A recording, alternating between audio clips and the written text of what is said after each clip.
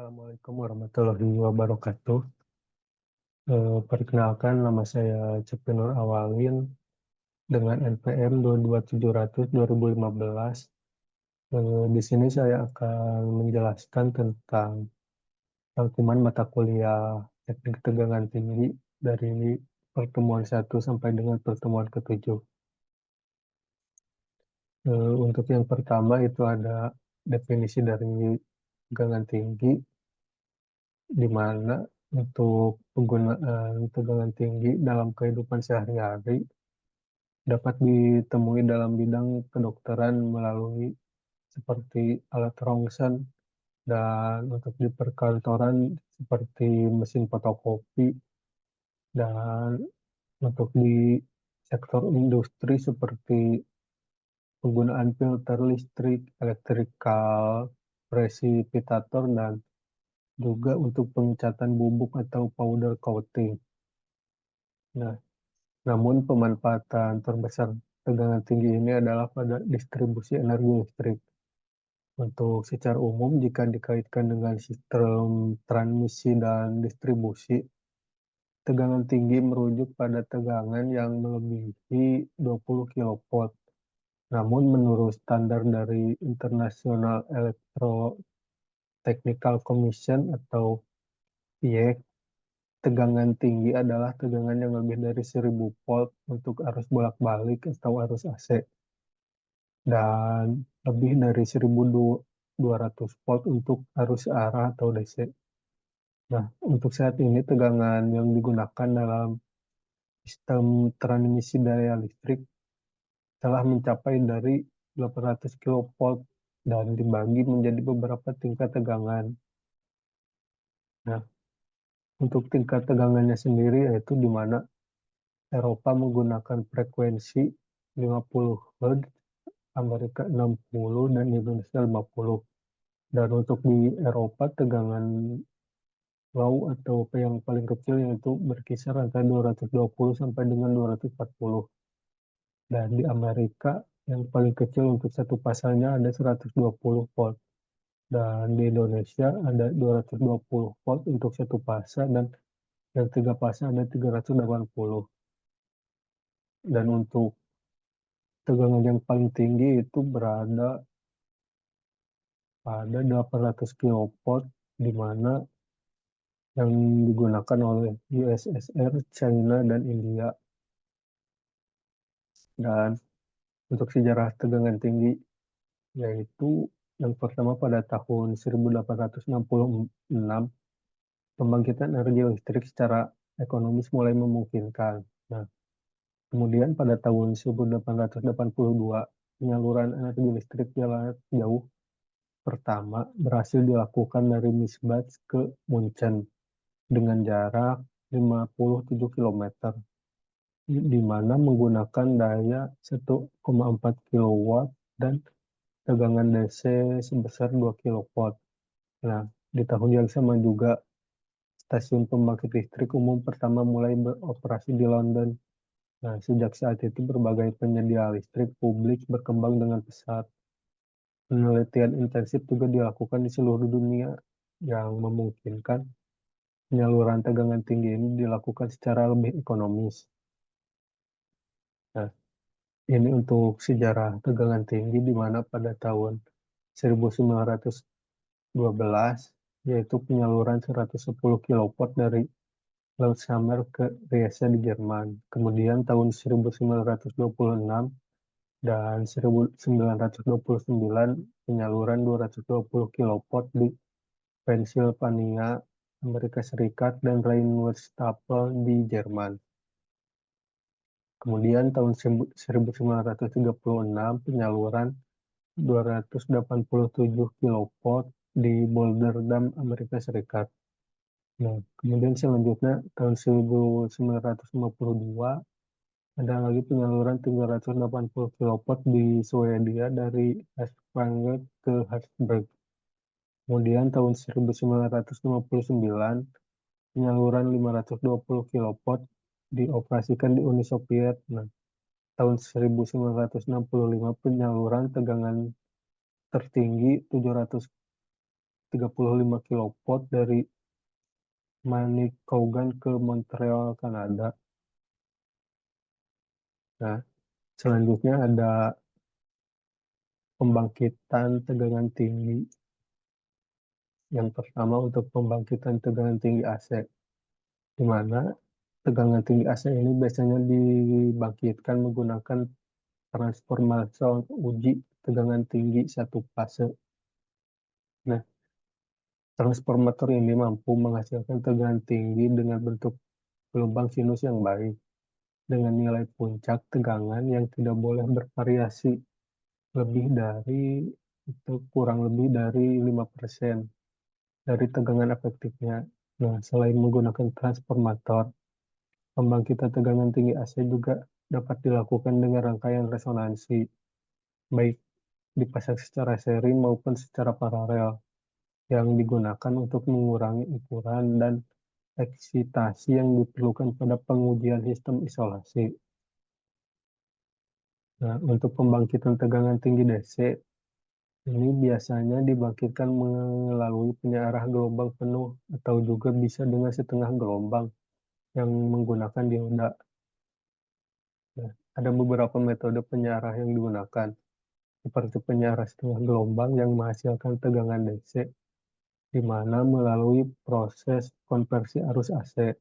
Nah, selain itu, rangkaian pelipat ganda tegangan seperti rangkaian Delon dan Pilat yang digunakan untuk meningkatkan tegangan DC. Nah, untuk dalam aplikasi skala besar seperti serelator partikel atau electrofilter, generator elektrostatik seperti generator Van de Graaff juga digunakan untuk menghasilkan tegangan tinggi DC. Kemudian yang ketiga ada pembangkitan tegangan tinggi impuls. Nah, tegangan impuls ini biasanya digunakan dalam pengujian peralatan listrik seperti pada kabel dan transformator yang dimana membutuhkan tegangan lonjakan tinggi. Nah, pembangkitan tegangan impuls ini dilakukan dengan rangkaian khusus seperti generator Max yang bekerja dengan cara mengisi kapasitor secara paralel dan kemudian mengosongkannya secara seri untuk menghasilkan tegangan lonjakan singkat. Nah, tegangan impuls ini biasanya memiliki bentuk gelombang dengan waktu naik yang sangat cepat dan digunakan untuk mensimulasikan kondisi seperti petir atau lonjakan tegangan yang dilakukan secara mendadak. Selanjutnya ada proses kegagalan pada bahan isolasi. Yang pertama itu kegagalan elektrik pada bahan isolasi gas. Nah, untuk proses kegagalan pada bahan isolasi gas sangat tergantung pada pembawa muatan seperti elektron dan ion dalam gas. Nah, elektron-elektron ini bergerak karena pengaruh medan listrik mencapai energi tertentu dan menghasilkan pembawa muatan baru melalui proses ionisasi. Karakter pembawa muatan ini dipengaruhi oleh benturan dengan molekul lain dalam gas. Nah, selanjutnya ada kecepatan molekul gas. Molekul gas bergerak secara acak dan memiliki kecepatan yang berbeda, bergantung pada suhu dan berat molekul. Distribusi kecepatan molekul dalam gas dapat dijelaskan menggunakan distribusi Boltzmann-Maxwell, di mana kecepatan rata-rata molekul gas ditentukan oleh suhu dan massa.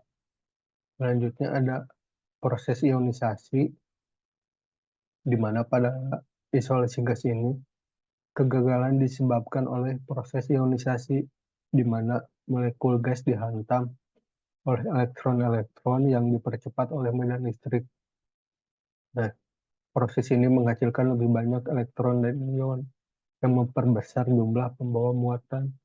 Ionisasi ini juga yang terus-menerus ini pada akhirnya menyebabkan tembusnya isolasi di gas. Kemudian kegagalan pada medan tak seragam, di mana pada medan listrik yang tidak seragam, kegagalan terjadi melalui pembentukan streamer atau pelepasan muatan lokal yang berkembang pesat di sepanjang jalur-jalur medan listrik yang kuat. Nah, proses ini sangat cepat dan memicu kegagalan di elektrik yang tak terkendali. Selanjutnya, kegagalan di elektrik pada bahan isolasi gas ini juga pengaruh kekasaran elektroda, di mana kekasaran pada permukaan elektroda ini dapat meningkatkan medan listrik yang lokal, yang dapat menurunkan tegangan tembus di gas. Nah, semakin kasar permukaan elektroda, maka semakin tinggi juga resiko kegagalan pada isolasi gas karena medan listrik mikro yang sangat kuat. Selanjutnya ada isolasi vakum, di mana pada isolasi vakum ini kegagalan terjadi karena emisi elektron dari permukaan elektroda. Elektron-elektron ini menabrak permukaan lain sehingga menyebabkan pelepasan lebih banyak elektron atau uap logam. Nah, yang akhirnya menyebabkan kegagalan. Nah, selanjutnya ada kurva Paschen atau hukum Paschen. Ini di mana kurva Paschen ini menjelaskan hubungan antara tegangan gas P dan jarak antar elektroda atau D. Dan, dan juga ada tegangan tembus gas yang dilambangkan dengan Pi. Nah, pada jarak atau tegangan tertentu, tegangan tembus gas mencapai minimum, sedangkan di luar nilai ini, tegangan tembus meningkat karena proses ionisasi tidak maksimal. Nah, selanjutnya ada kegagalan pada isolasi cair, di mana untuk mekanismenya sendiri, yaitu pada isolasi cair ini, kegagalan terjadi akibat adanya ion positif dan negatif yang terbentuk dari ketidakmurnian dan produk penuaan. Elektron-elektron yang bebas sangat kecil pengaruhnya karena dengan cepat berkombinasi menjadi ion positif atau molekul netral. Nah, untuk kegagalan elektroniknya, yaitu kegagalan isolasi cair dapat disebabkan oleh adanya samaran peluahan gas, di mana akibat pengaruh medan listrik yang cukup tinggi, terutama pada tegangan impuls. Nah, gelembung gas yang terbentuk akibat pemisahan gas dalam medan listrik ini memicu pembawa muatan tambahan. Selanjutnya, kegagalan akibat partikel kejam, di mana partikel mikro seperti fiber atau partikel selulosa dari isolasi kertas bisa menyerap kelembaban, di mana dapat menyebabkan pergerakan fiber di bawah pengaruh medan listrik, sehingga membentuk jembatan konduktif yang dapat mengakibatkan peningkatan arus dan kegagalan lokal. Selanjutnya dipengaruhi juga oleh kandungan gas, air, dan temperatur, di mana kegagalan isolasi cair ini sangat dipengaruhi oleh keberadaan gas, air, dan kontaminasi lainnya, di mana untuk kandungan air yang tinggi atau adanya gas dalam cairan akan menurunkan kekuatan di elektrik yang akhirnya memicu kegagalan pada isolasi cair ini. Selanjutnya ada kegagalan pada isolasi padat. Untuk mekanismenya sendiri, yaitu kegagalan pada isolasi padat ini terjadi karena mekanisme konduksi yang sama dengan isolasi cair. Namun pada isolasi padat ditambah dengan rugi karena ionisasi yang lebih dominan. Nah, proses ini menyebabkan peningkatan panas yang signifikan sehingga dapat menyebabkan kerusakan bahan isolasi. Untuk kegagalan elektriknya, ada dua teori utama yang menjelaskan kegagalan elektrik pada isolasi padat. Yang pertama itu kegagalan akibat pergerakan elektron bebas pada bahan isolasi. Yang kedua, kegagalan ini disebabkan oleh efek volume, di mana peningkatan volume bahan isolasi meningkatkan kemungkinan titik lemah yang memicu kegagalan.